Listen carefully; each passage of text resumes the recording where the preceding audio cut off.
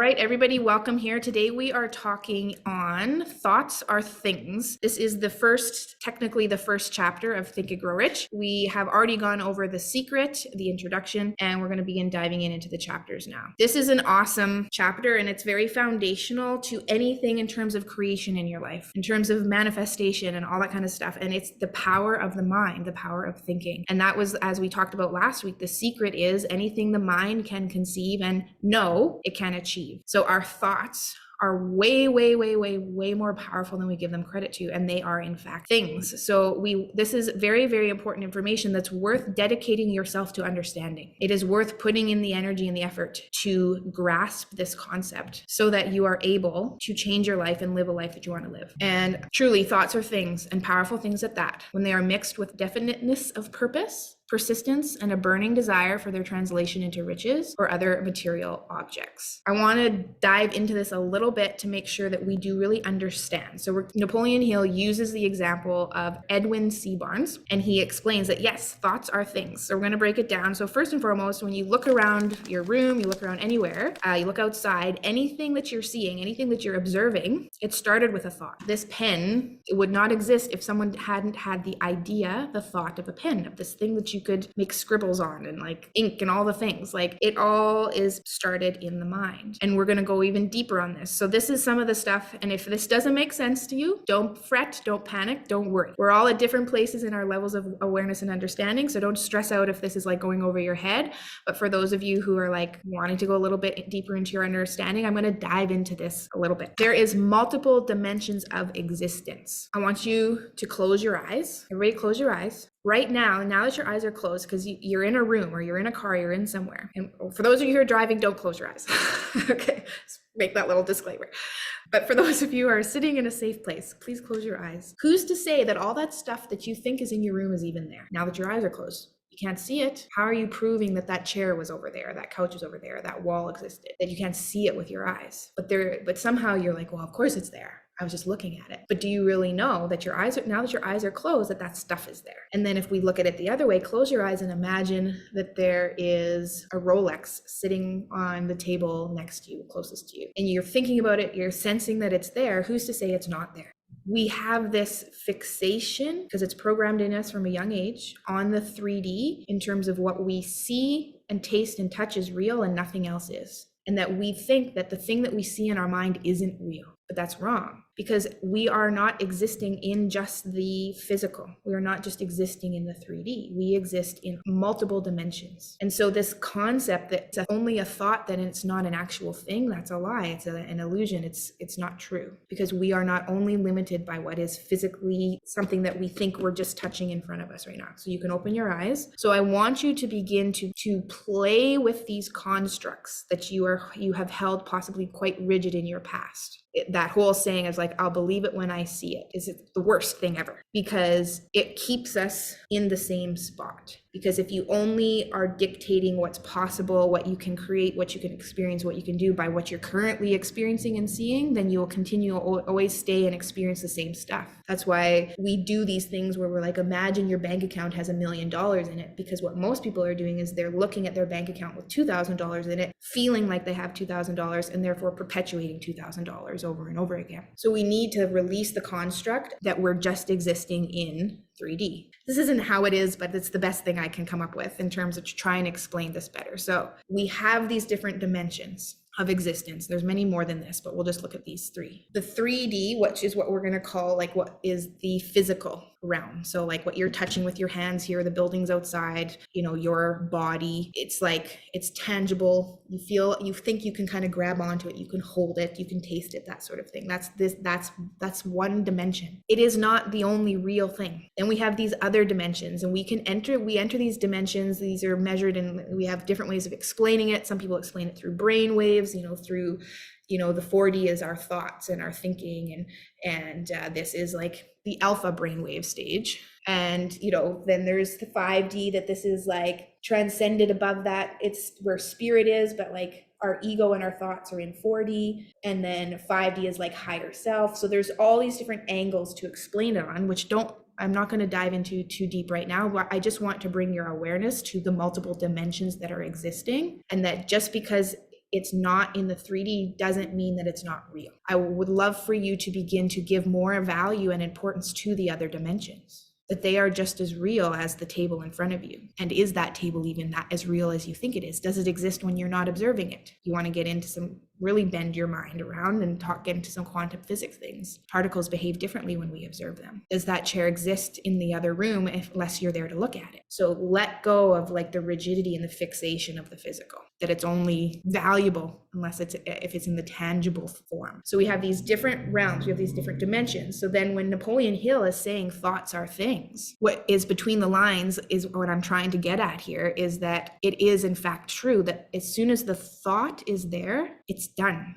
It is there. It is in existence. It's just that what happens is these dimensions have different, what feels like time. So if I could compare it to like, say the 5D is like light travel, 4D is like flying, and like 3D is like walking through mud. So we feel like, it feels to us like it's slow, like 3D is slow. It is a denser vibration. So it does, for the spirit, it could feel like, oh, this is taking so long. I've heard teachers talk before, like the soul, from the soul's perspective, our lifetime is about 20 minutes. But in this experience, it feels like 80 years, 100 years. So we think like, oh, this is taking so long. But again, we need to start deconstructing this idea of time and space, that it's only real when it's right in front of me and I can pick it up with my hand.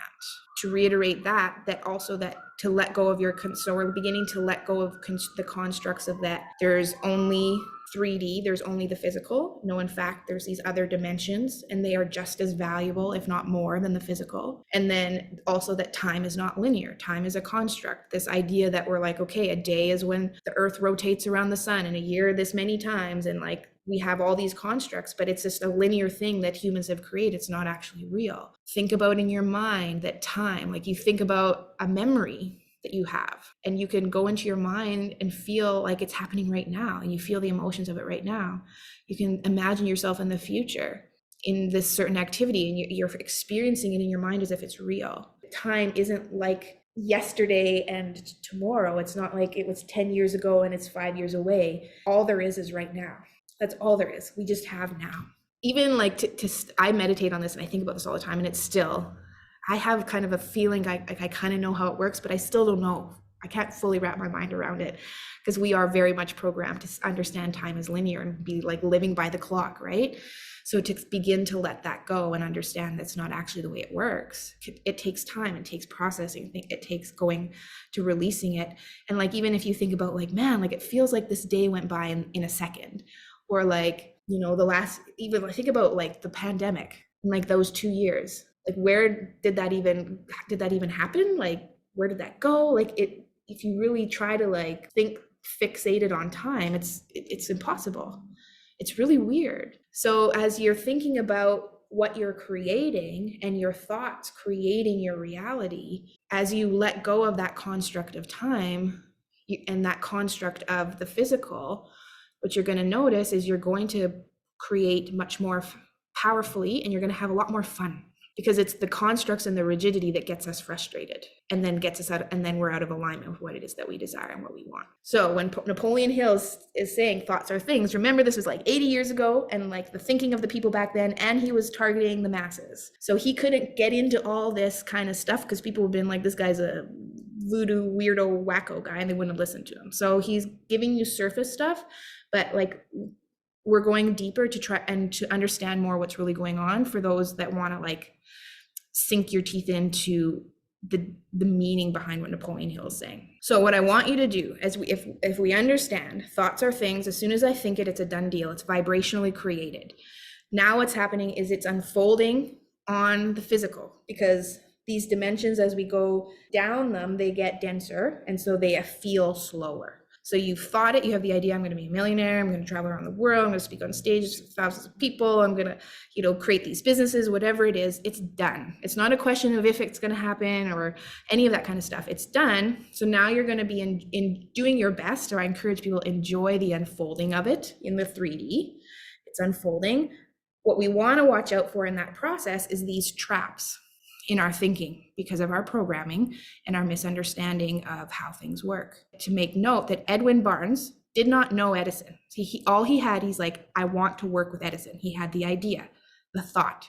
And as soon as he had that thought, it's a done deal. But he didn't know Edison. He was broke. He didn't even have the money to get on a train to get into the same city that Edison was in. And he had no idea how he was going to work to Edison. He just wanted to work with Edison. He didn't even have like a concept of like, oh, I'm going to do this thing, which is going to get Edison's attention. He didn't have a plan or nothing. He just had the idea and he knew it was done. What happens for most people is they're like, I have the idea. I want to be a millionaire. I want to create this business. Then they think, I don't have the money. I don't have the time. I'm not good enough. I'm not worthy enough. People are going to laugh at me. They get all these thought traps and then they don't even move towards the idea. They don't even entertain it because of all these things that don't even matter. You don't have to know all that stuff. You don't have to have the money. You don't have to have the plan. You don't have to have any of it. You just have to have the idea. And then just like, no, it's created, it's already done, and I'm just going to enjoy the unfolding in it. And just kind of, then you're like ebbing and flowing through life and things happen and manifest for you. So watch out for those thought traps that come along on the journey of these thoughts unfolding into things in the 3D.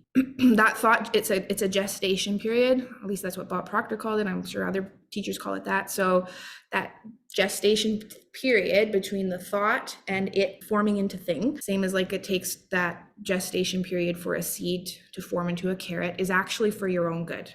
You might want, and it's possible for instant manifestation. It does exist and it does happen. And you might think that you want it. I wish I could just think about $1 million and it just show up right on my table in front of me. But for the most part, it's actually for your betterment, because a lot of people, their thinking is, they have monkey brain. It's all over the place and it's not controlled. It's running loose and running rampant. There's a lot of negative stuff in there. There's a lot of garbage in there, and you don't want that manifesting instantly. And like if you were to think of a pink elephant and it would just showed, then all of a sudden now there's a pink elephant on your kitchen counter, crushing it to the ground. You don't want that. So it's good that there's some delay, because what happens is it allows us, as we're growing and we're learning and we're developing and we're mastering our thinking, that we have some wiggle room to adjust what it is that we are creating. And it's like, are you sure? Are you sure you want that? Are you sure this is what you're really going for? And it just gives you some cushion. And also, if you just got everything you wanted right away, it probably wouldn't be that fun.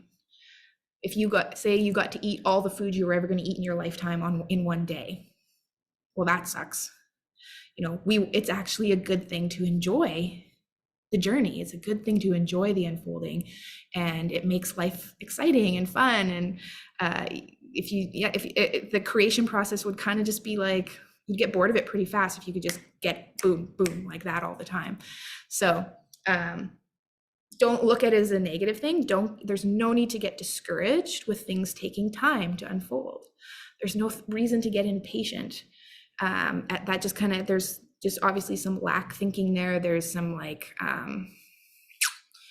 again, if I can shift you into thinking that time isn't linear and it's already done, and you don't have to actually worry or be concerned that it's not going to work for you, it's not going to happen for you, all that kind of stuff, then you're able to be present and enjoy each and every moment as it's coming.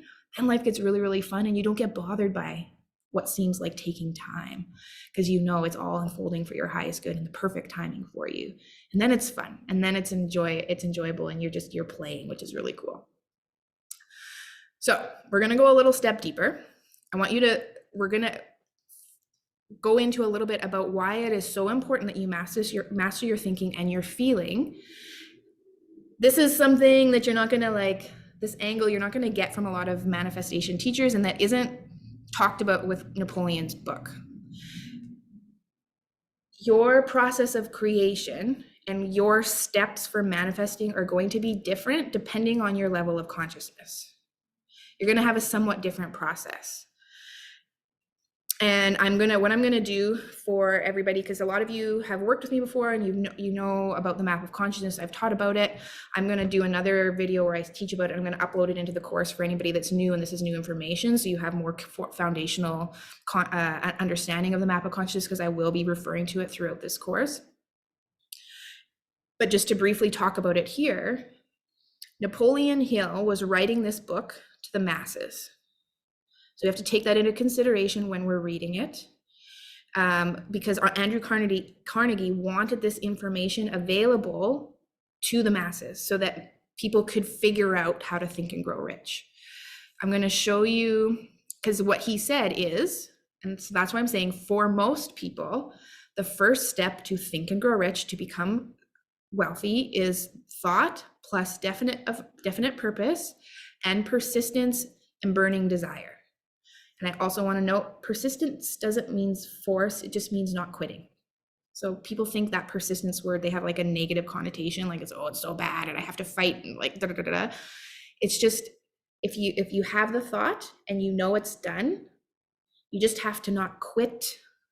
It will unfold in the perfect timing for you. So it's more of like a just not quitting thing than it is force, aggressive, making stuff happen kind of thing. So the reason that I'm saying for most people, the first step is this, and I'm going to explain it here. This is the map of consciousness. Everything that in existence, including you, including emotions and feelings, light, color, shape, sound, all that kind of stuff, is vibration, vibrating on certain frequencies. And what David Hawkins has done is he's mapped this out in terms of emotions. It's kind of a easiest way for us to wrap our mind around where we are vibrating and how we tune into certain frequencies. And you can see the list of emotions he's given here. He's associating these emotions with levels of consciousness. And in his book, he goes deeper into the information about what each of these levels entails. But you can see over on the side, depending on where a person is vibrating, feeling the majority of the time is going to show like what they're experiencing over on the right side. And you can see around the mark, there's a line there just underneath courage. You can see the numbers on the side there, around 200. There is a shift from force into power. Now, 85% of the population exists below courage. This is where you work really, really hard and you don't get much results. This is where people are experiencing fear, anxiety, stress, depression, all that kind of stuff. They feel very limited in their life. They have victim mentality and so on and so forth. When Napoleon Hill was writing this book, from what I believe and from what I read from what he's saying, is that he was targeting people actually below courage. Because if you notice, desire exists in these quote unquote lower vibration. Again, it's not lower or higher. We're just going to use those words for explanation purposes. They're different, but we're going to say lower and higher just to make it easier to explain. So what he has said is desire, the thought plus like the definite purpose. You have to know what it is that you want. You have to have a burning desire. And you have to not quit. You have to persistence. If someone is existing, imagine the person, they're in their 9 to 5 and they go to work, they come home, they have a TV dinner and they watch Netflix all night, and this is their existence. They're mad at the world, they're unhappy, they are overweight, they have no passion or whatever in their life. If they don't get the idea, if they don't, and a lot of those people have ideas of all kinds of stuff, of what, I'm going to build I don't know, what do people in this consciousness think about? I'm not sure. Mostly negative things. But maybe they get the idea all of a sudden, I would love to be rich. A lot of people would think, oh, it'd be so nice to be rich. They have that idea. Nothing's gonna change for them with that idea. That's not enough. Someone vibrating in that level, they need to get a burning desire to get rich. And the reason that they really need that is because they're not going to start to do anything different unless they really, really, really want it. And that's where this desire comes into play. It's what's going to happen is with that desire, it's going to start propelling them up this map. Without that desire, they're pretty much going to stay in the same place their whole life. And most people stay the same level of consciousness their same life. It'll be somewhere around where their parents were. And they might move maybe 5 points up the map, if that. So it's actually, all of you on here are rare, because all of you will be people who have moved up this map quite a bit. And a lot of people never do that in their lifetime. So the desire is necessary for those who are in these lower frequencies to begin moving up, and they need to have a specific idea and everything. So some of you You can do some reflecting on where you think you're at. But honestly, from what I know of you, you're a bit beyond this. Some of you are still kind of a little bit back and forth where you might quit, you might give up because you might get discouraged about something. But the majority of you are like, I want this really bad, I'm making the change. So you have the thoughts of, you all have your different goals of what you want to create. That's there, that's exciting, that's perfect. Don't quit. Persistence. You've had the desire to get you going, you've moved up, and now most of you are going to actually be in somewhere between courage and willingness, where you are taking action, you're taking responsibility for your life, for your goals, for what you're creating, and you're feeling more happiness and productivity in your life, and these sorts of things. So this gives you a little bit like where we're focusing on. So Napoleon Hill, it's a little, if he's targeting these people in the lower levels of consciousness, that's to kind of get them breaking out of the system, which is why he talks about that recipe with burning desire, persistence, and definiteness of purpose. Those are all important to be mixed with the thought to get you to stay the course for its unfoldment. But for those of you, do a little bit of a self-assessment and ask yourself, if you are someone who's in a place where you aren't really putting a lot of judgment on things, on people, you're not there, a lot of energy doesn't go into being mad and angry because that person doesn't agree with you or that politician or whatever. You more are able to observe surroundings and just observe it. It is what it is. You've pretty much like forgiven everybody in your life. You're not holding resentment. You've let go of that. You're not holding those grudges.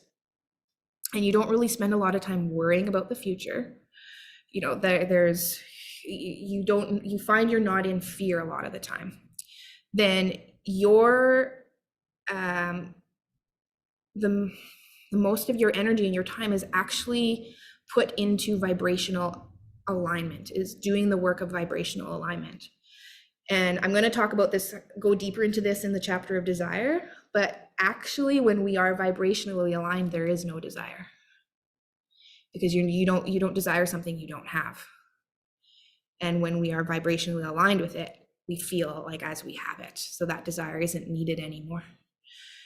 But we're going to talk about that more next week or the next session. So notice, think about, where am I on the map? And then and you can ask me, I can actually do a muscle test for you if you just want to send me a message, and I can muscle test for you and see where you are on the map. But again, your manifestation process is going to be a little bit different. I really, really, really, really, really, really encourage those of you who feel like you still have a lot of fear and anxiety and stress and anger and resentment in your life, deal with that shit. Forgive people. Let it go. Stop judging. Release that stuff, because if you're trying to manifest things while you're vibrating everything like that, it's just way extra work for you. It's way harder. You have to use way more force. It's like climbing a mountain with tons and tons of bricks, drag it on your back. So let go of being mad at people and being resentful and being bitter and being scared and worried. Release it. And it makes it a whole lot easier if you set that stuff down.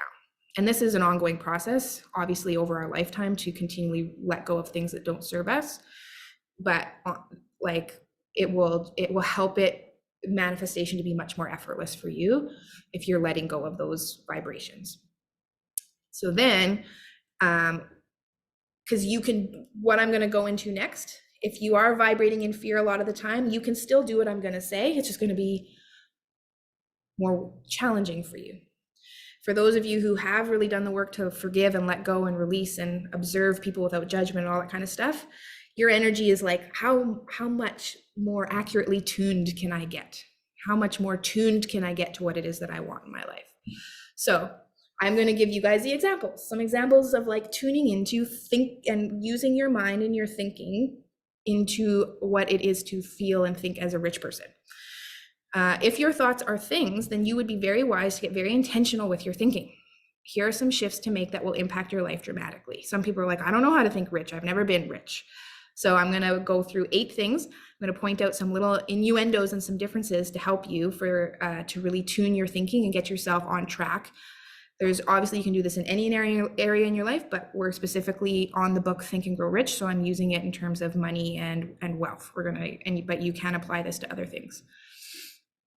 And I've pulled this from Steve Siebold's book. So he, like Napoleon Hill, spent 25 years on Think and Grow Rich.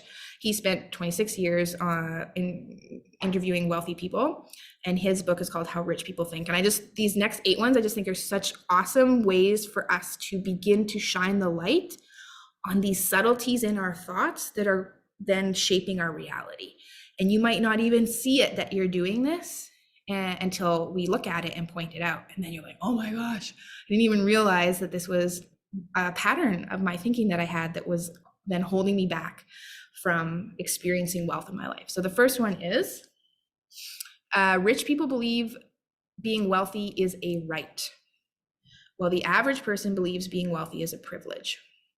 So see the contrast there. When we contrast it, then we're able to begin to understand maybe where our hangups are in some of our thinking. Usually what goes on, and if you notice this, you'll observe people in conversation, you'll see it come out all the time. The masses think that getting rich is reserved for the lucky few. If rich people have gotten lucky, or it's sort of like almost like winning the lottery, and it doesn't happen to just everybody. But wealthy people that are rich, believe if we make life better for people, it's our right to be rich. It's all of us. And I tell you guys this all the time. It's your birthright to be wealthy, because money is energy and we live in an abundant universe. So money it falls under those same laws of abundance. And as an existent being in this universe, those laws apply to you. You don't have to be better, or you don't have to earn it or nothing. It's just a given that it is your right to be rich. Okay. So next one is, rich people believe starting a business is the fastest way to make money, while the average person believes that starting a business is risky. And I've seen this so much. I started out in network marketing, and talking to people about it. It's just like, oh, they're so scared about starting a business or investing in themselves and putting money into that. It's just such a fear in everybody. And because we're so programmed to believe that a paycheck is secure. But that's just a programming. That's by the elite, because if they want people to be employees and be their worker bees to get their stuff done. And if people understand I can do things I love and make money creating my own business and generating my own money, then there's, nobody left to get the work done, that garbage trucks and cleaning streets and sweeping floors and all that kind of thing. So we're very much, the education system and everything is set up in a way to spit out employees that believe my paycheck is going to keep me safe and that's secure. I can tell you that right now, my father of my kids has lost his job twice. Once he got in an accident, another time because of the COVID stuff.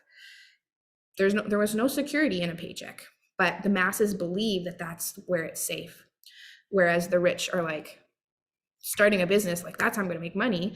That's how I'm going to, grow my money or make this investment, solve a problem. So you can see the difference there in that core thinking, where I'm actually more secure and more safe by having my own business and being able to generate my own money and not depend on another person for my income.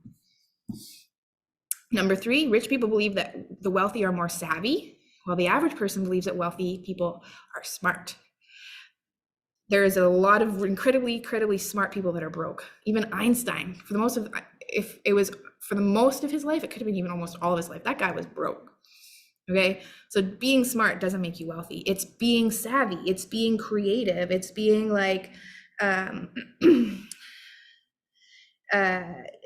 getting inside the heads of people and in order to solve a problem.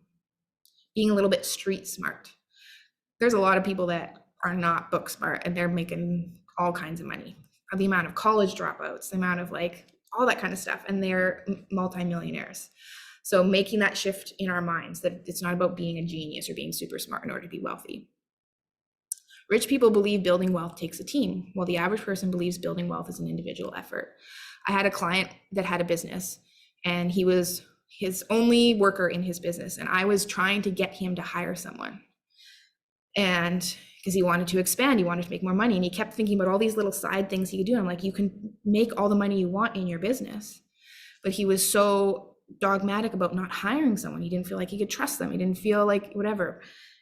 That man will not become successful because he wants to do it all by himself. So being wealthy is, it takes other people as much as you can, like hire people. Even like, this is one of the things with my clients that we go through, like we can be very much like we're mowing our own grass and we're cleaning our own house and we're, doing everything ourselves. We're doing $10 work. Meanwhile, we want to be a millionaire that's making $1,000 an hour. Our time is worth $1,000 an hour. Like it doesn't make any sense. So we begin to shift to understand we need a team. We need awesome people. So for those of you with your goals and the business that you want to create, you're still thinking about how you're doing this all by yourself, how you're going to do it. And you're thinking just about you. Begin shifting into thinking about the kind of people that you're going to work with, the kind of people that you're going to hire, the kind of, you're going to get an assistant and you're going to get someone to do your marketing for you, and begin to think about your team and daydream about your team and who you're going to work with and how fun and exciting that's going to be. Rich people believe making money is simple, while the average person believes making money is complicated. Making money might not always be easy, but it's not complicated. There's no real secret about it. There's no mystery to getting rich. It's just like solve a problem. Give people, like if there's a need, fill it. It's about it's understanding and knowing that money flows from ideas and problem solving. So it's not so complicated and so difficult that only special people can do it. But the idea, this thought in our minds that it's very complicated, that limiting belief will stop people from even getting started. Rich people believe money is earned through thinking, while the average person believes that money is earned through time and labor. This is a very fitting one, obviously, for Think and Grow Rich, but also very revealing in terms of how we can be held back because we're trading our time for money. I have a video coming out on the law of compensation on my social media, but this is, in order to actually shift into becoming wealthy, you have to begin to let go of that construct of time, and you have to think about it in terms of value provided. You will be compensated for the value provided. So you can record one video and 1 million people can watch it, and you're compensated on the 1 million people that watch it, not the 1 hour that you spent making it. So begin to, as we see outside of the construct of time in terms of how we serve people, then now we're able to generate massive amount of wealth because we're serving others beyond the time that we're putting in. So again, another really important shift to make in your thinking. Don't be limited by the hours that you work in terms of how much you can make. Rich people believe that money is liberating, while the average person believes that money is controlling. This is like a big one because I was just talking to somebody about this the other day, and they were like, I wish I didn't have to make money in order to experience the things I wanted in life. And it's so frustrating. And like, because what they were doing is they were trading their time for a job they hated in order to make their money. And they wanted to do all these things that they enjoyed, but were stuck in this job that they didn't like to generate money, which they were trading their life for in order to do these, and they weren't getting enough money to do the things they really wanted to do. So they perceived money as oppressive, as restrictive. So what we want to do is we want to shift and understand money is our like friend, it's our ally, it's our partner, and it's exciting and it's fun to make money, and let me play this game. I was on a call today with the guy that he does Forex trading, and he's like, I play a game with it. He's like, I'll be at the gas station pumping gas in my car, and I'll get on my app and I'll do a bit of trading and I'll make enough money to pay for my gas. He's playing a game with money. It's fun.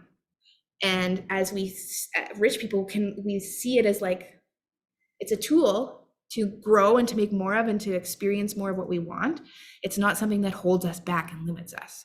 Because then at your core level, you understand that money is not limited and you always make what you need in order to do whatever you decide you want to do. So that's a massive shift in thinking. And then the last one, rich people believe in working for fulfillment, while the average person believes in working for money. One of the greatest gifts for those who have children that you can give your kids is from a young age to be asking them, what is your mission in life? What would you love to do? What are you passionate about? What lights you up? How do you want to make this world a better place? And get them thinking from a young age about choosing those big life choices based on passion and desire and gifting, rather than what's going to make you money. And I always ask this to people when I talk to them who are like wanting to get into a business. I'm like, are you doing this in order to make money? Or are you doing this because this is something you would love to do regardless if you got paid? And we have to think about it differently, because you can make money doing anything. So you want to first come from, I love this work. This is fun for me. I'm passionate about this. And then you invest your time and energy, become a master of it. And then of course money is going to follow. Like it will happen for you because you become amazing at what you're doing. You become gifted at it and good at it and a master. And then that will obviously make the money come for you. So start from passion, start from purpose and mission, and that you're fulfilled in your work. So those are 8 things for you to implement in your thinking in order to get results of wealth and riches in your life, things and shifts and changes that you can make in the thought patterns that you have. We really want to make a commitment from this point on. I'm going to ask all of you to do this. To right now, to commit to me, to commit to yourself, especially commit to everybody in the group, that you're going to get strict with how you think.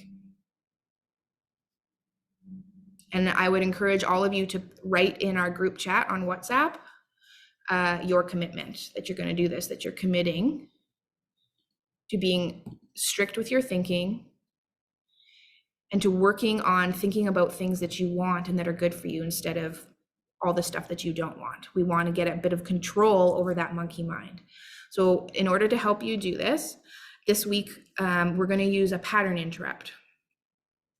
So if you notice that you're going into a negative thought spiral, and again, we're doing this for the week. There's many other ways and other stuff. We don't want to always just push down negative thinking. It's good to like heal it and let it go. But for this week, we're going to practice it this way.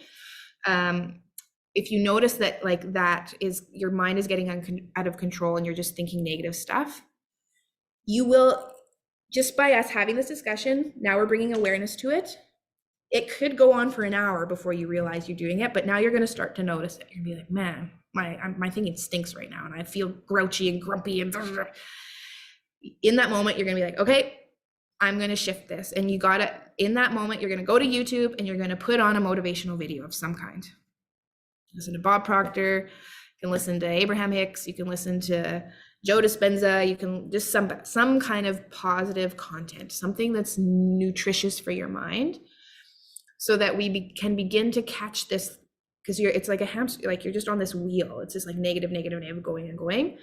And we need to stop it. And I'll let you know from my own experience, like from my own self, I used to be an incredibly negative person, used to be incredibly anxious and worried and fearful and mad and grumpy and all the things. I grew up in a negative family, like super negative.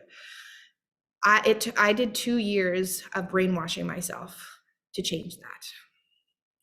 I had to listen to audiobooks all day long. I had to watch any time I wasn't consciously thinking on something, like doing math problems or like writing or like, like where you have to focus. I played audio. So if I was doing dishes, if I was in my car, if I was like cleaning my house, I had it on. I have pictures. Jeremiah took a picture of me. I was like blow drying my hair, and I had my phone up to my ear. I was listening to stuff. Not everybody's willing to do that. So not everybody's going to get the results of doing that. So we're starting with this, but I would encourage you, for those who really, really want to get the results in your life where you're happy, where you're free, where you're wealthy, where you're healthy, you've been brainwashed your whole life with shit. So you're going to have to do some work on brainwashing yourself into what's true. And that narrative running in your mind right now could be just pulling you down all the time, and you have people in your life that are negative, and you got to fight against it. You got to swim upstream against that thought for a little bit in order for it to begin to be who your natural self is. And then what happens is that programming takes hold, the new programming of I can be whatever I want. I'm creating my reality. There's so much to be grateful for. It's beautiful out there. The sun is shining, the flowers. I'm like, oh, the food tastes so good, that it gets to a point where your unconscious thinking, whereas before it was all negative stuff, becomes like you're dreaming about your business. You're thinking about the trips you're going to take. You're, daydreaming about how you're going to decorate your house. Like it's your natural default becomes quite lovely in your mind. When I'm not focused thinking on something, like I've told you guys before, I'll like lay in bed for like 2 hours and just think. I'm thinking about all these wonderful things, and I'm daydreaming about talking on stage and my courses and like traveling and meeting you guys and like all these kinds of wonderful things. And that's my default. It's very rare that I think negatively anymore. And that comes from someone who always thought negatively. So you can shift it. But if you understand that everything you think creates, you're going to want to, if you really understand that at a deep level, you'll see how important this is so important that you get on top of your thinking. It's worth doing this. If it's worth doing anything in this lifetime, it's worth figuring this one out, because your thoughts create your reality. So if they're out of control, your life's out of control.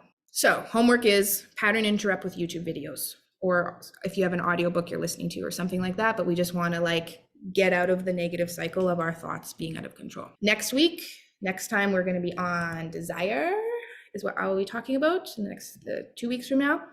So thoughts are things. You guys are so powerful. You are like the most powerful of possibly being powerful creators, and your thoughts are how you're doing it.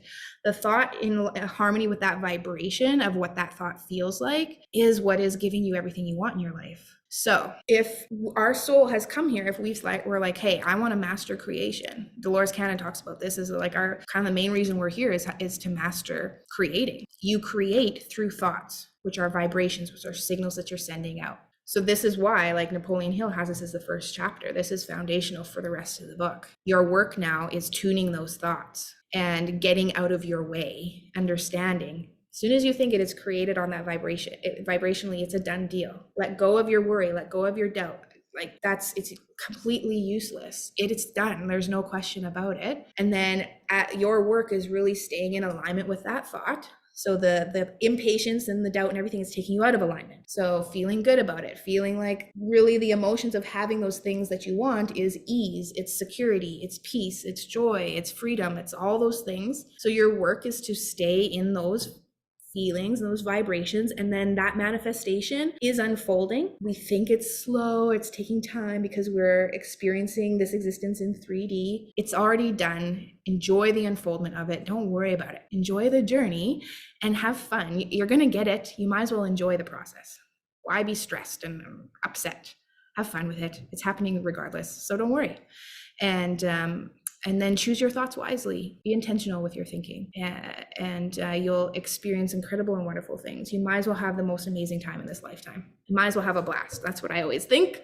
And I hope you really enjoyed that video and were able to take away some nuggets that are helping you on your journey. I am deeply committed to my mission to raise the vibration of the world one person at a time. Of course, that starts with me and my own journey and then extends through the teaching and energy and healing work that I do on a day-to-day basis. I see really two angles to come at this journey of evolution for us to raise our vibration so that we can experience abundance and freedom and joy, those loving relationships, those healthy bodies, all those things that you're searching for. It actually is a journey that happens from within. And on the one angle, we come at this from understanding, gaining wisdom, beginning to discover ourselves and who we really are. How does the cosmos work? What is the soul's journey? This is why I teach on YouTube and give videos on my social media in order to gain understanding and wisdom and awareness so that we can logically move ourselves forward. The other angle to come at this is through inner work, through healing, through what has been coined as shadow work. This is why I do energy work and I use things like the emotions code, like bioresonance, do subconscious reprogramming, brain entrainment, all these beautiful and wonderful things in order to do work inwardly to shift our vibration. When I say shift our vibration,